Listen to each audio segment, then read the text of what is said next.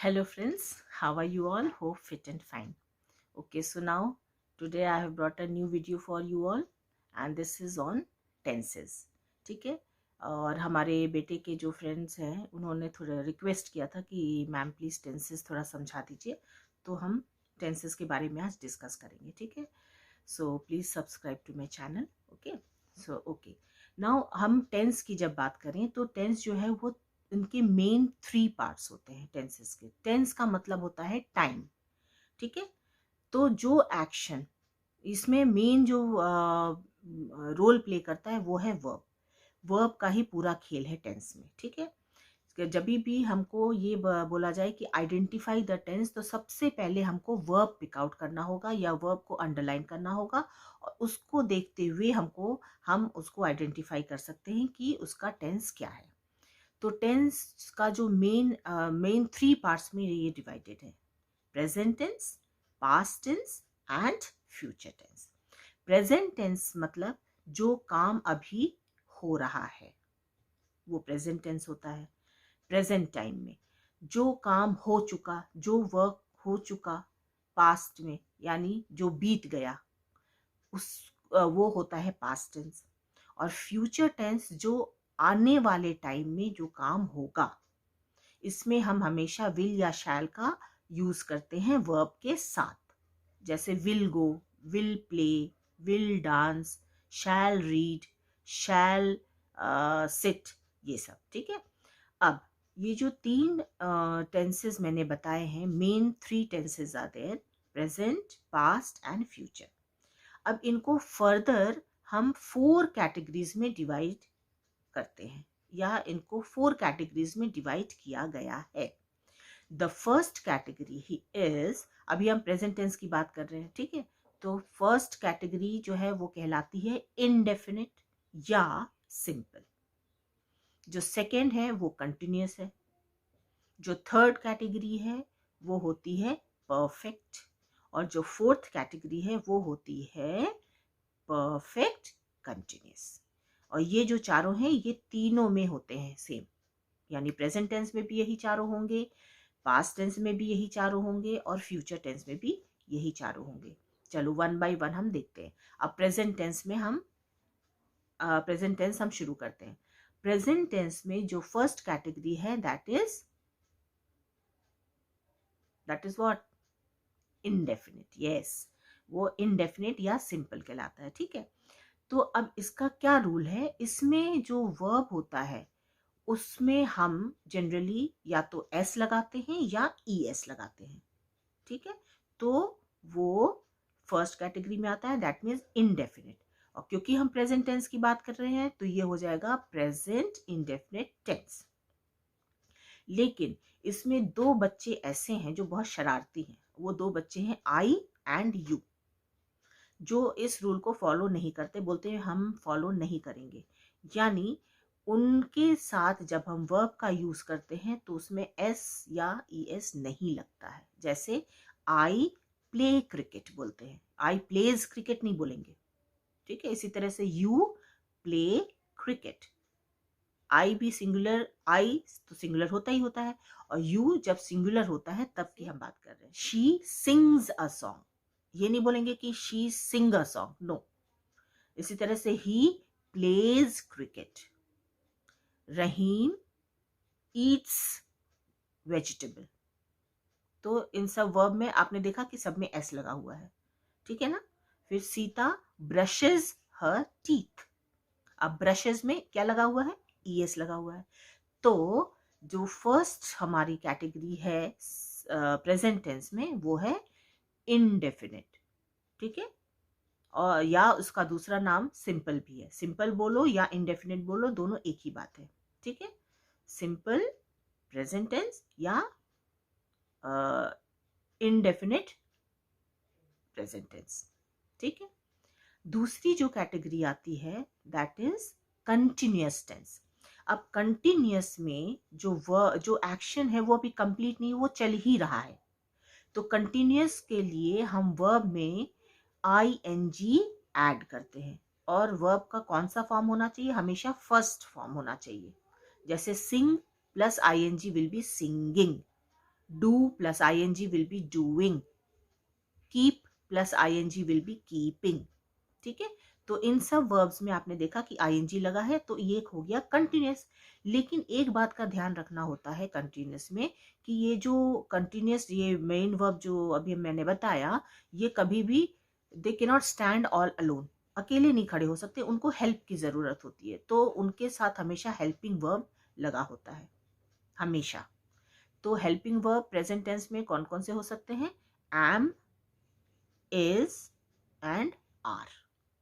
यानी am singing, I am singing a song, you are singing a song, ठीक है, या she is singing a song. तो singing main verb है, उसमें आईएनजी लगा है, मतलब वो कंटिन्यूअस हुआ, और क्योंकि वो अलोन नहीं खड़े हो सकते तो उनके साथ किनका हम यूज कर सकते हैं? यही तीन word, am, is and are का। ठीक है, तो ये हमारा हो गया सेकेंड कैटेगरी। अब थर्ड कैटेगरी जो है वो क्या होती है? वो परफेक्ट होती है, उसको बोलते हैं परफेक्ट। ठीक है, परफेक्ट के लिए हम क्या यूज करते हैं? परफेक्ट के लिए क्या यूज करते हैं? इसमें हम परफेक्ट के लिए यूज करेंगे हैज का।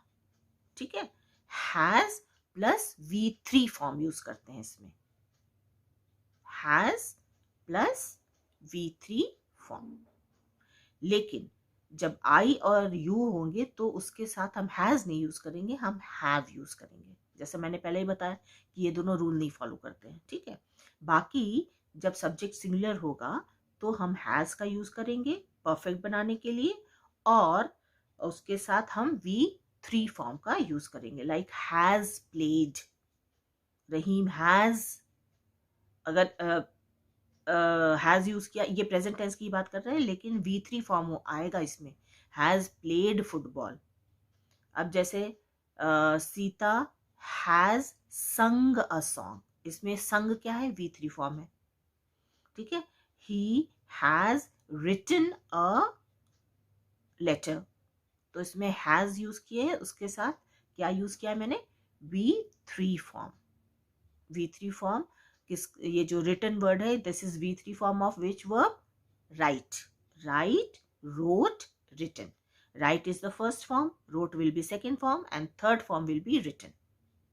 ठीक है, इसी तरह से स्विम फर्स्ट फॉर्म है, सेकेंड फॉर्म क्या है स्विम का? स्वैम, और थर्ड फॉर्म क्या हो जाएगा? Swam. The boy has swam in the river. ठीक है, ये हो गया आपका थर्ड कैटेगरी। अब फोर्थ कैटेगरी में आता है परफेक्ट कंटिन्यूअस टेंस। जैसा कि हमने बताया कंटिन्यूअस करने के लिए आईएनजी हम यूज करेंगे मेन वर्ब में।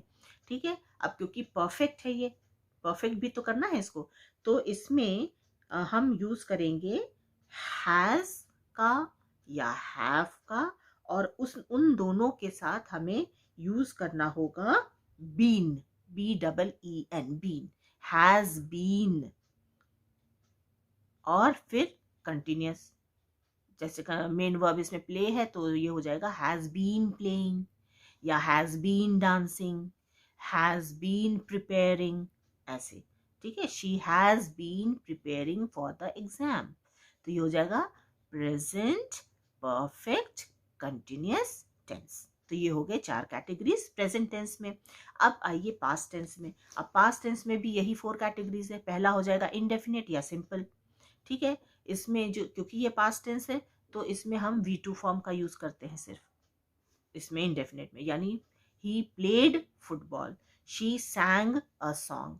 ठीक है, दे रोट आंसर्स। अब इसमें सेकेंड कैटेगरी वही आ जाएगी। सेकेंड कैटेगरी क्या है? कंटिन्यूअस की, तो ये हो जाएगा पास्ट कंटिन्यूअस टेंस। तो पास्ट करने, अब कंटिन्यूअस क्योंकि आईएनजी होता है मेन वर्ब में, और क्योंकि they can not stand all alone, तो उनको सपोर्टिंग वर्ब की जरूरत होती है। तो पास्ट टेंस में जो वर्ब यूज होते हैं इस कंटिन्यूअस के साथ, वो है, जैसे प्रेजेंट टेंस में क्या यूज किया था हम लोगों ने? Is, am and are. तो पास्ट टेंस में वॉज और वर यूज होता है। वॉज जब सब्जेक्ट सिंगुलर होता है, वर जब सब्जेक्ट प्लूरल होता है। ठीक है, जैसे he was reading a book, they were reading books. समझ में आ गया?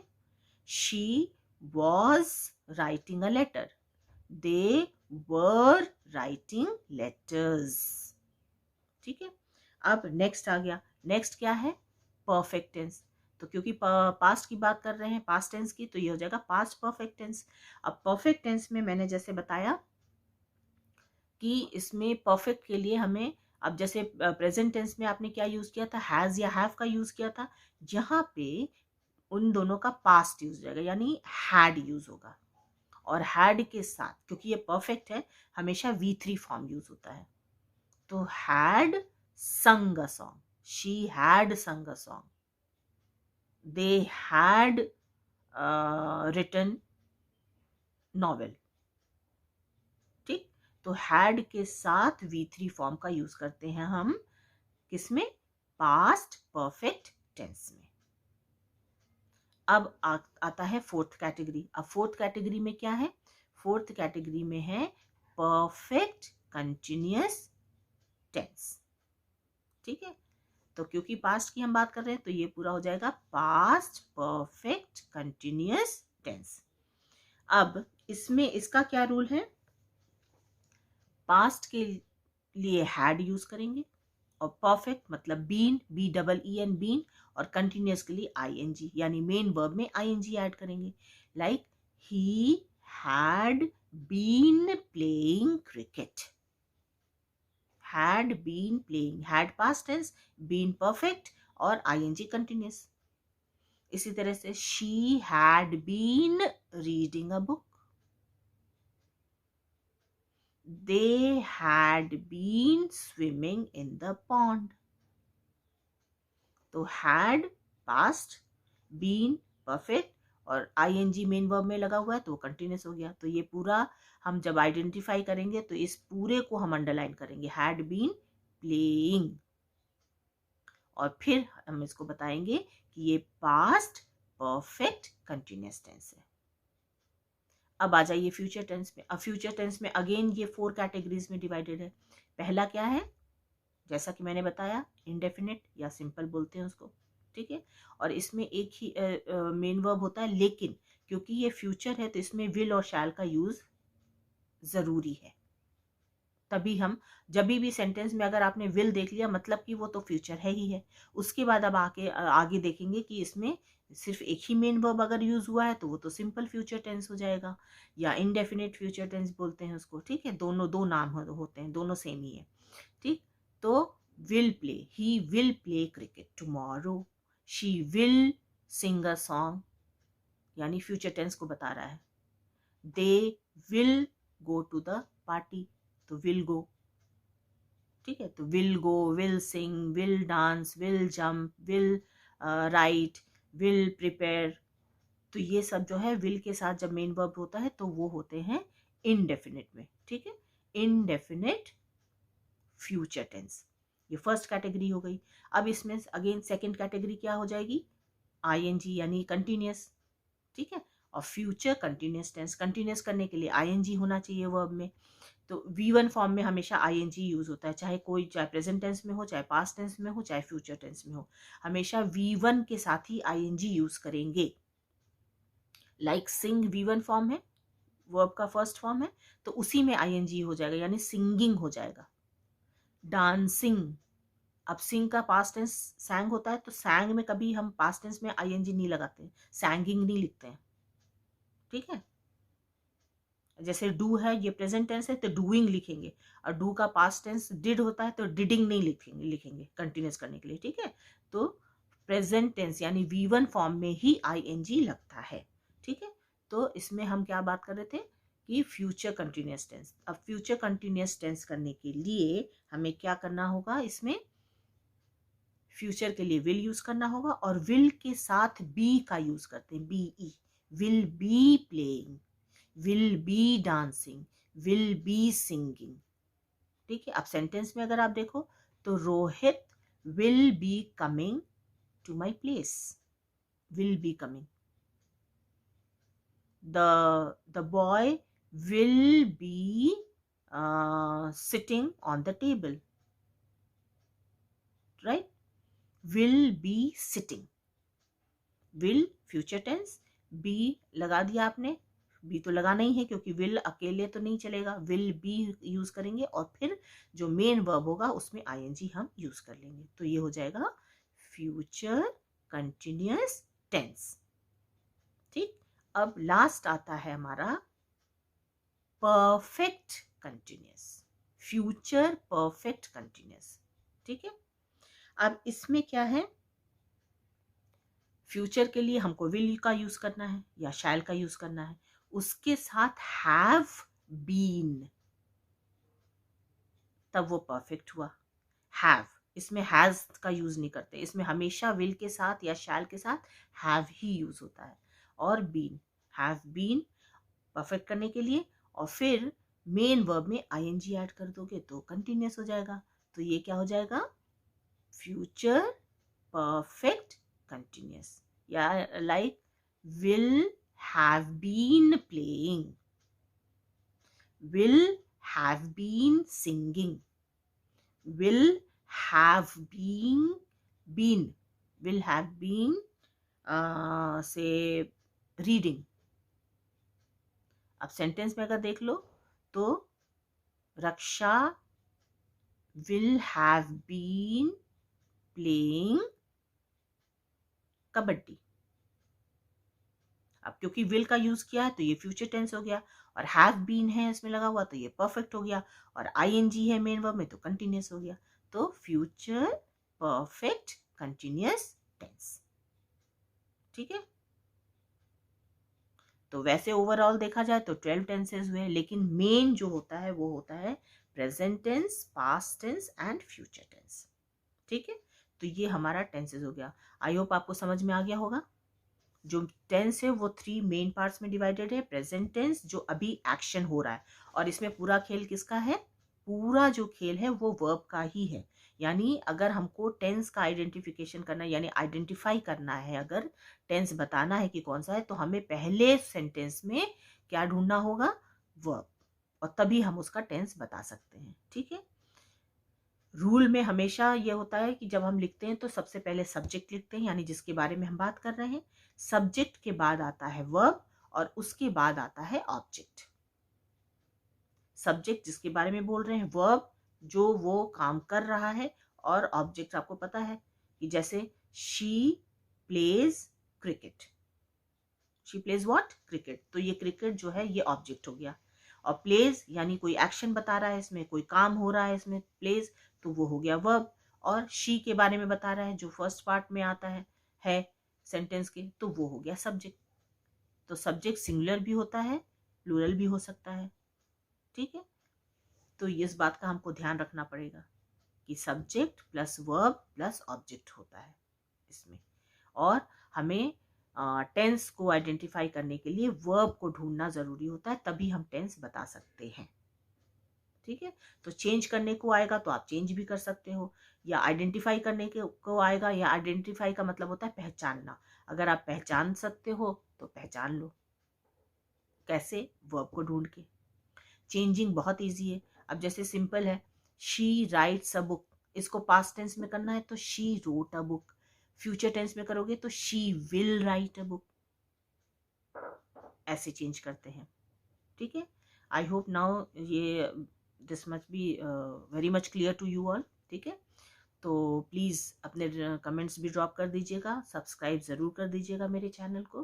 ठीक है, एंड इसको प्रैक्टिस कीजिए, 2-3 बार रिवाइंड कर करके देखिए, आप आपको अच्छी तरह से समझ में आ जाएगा।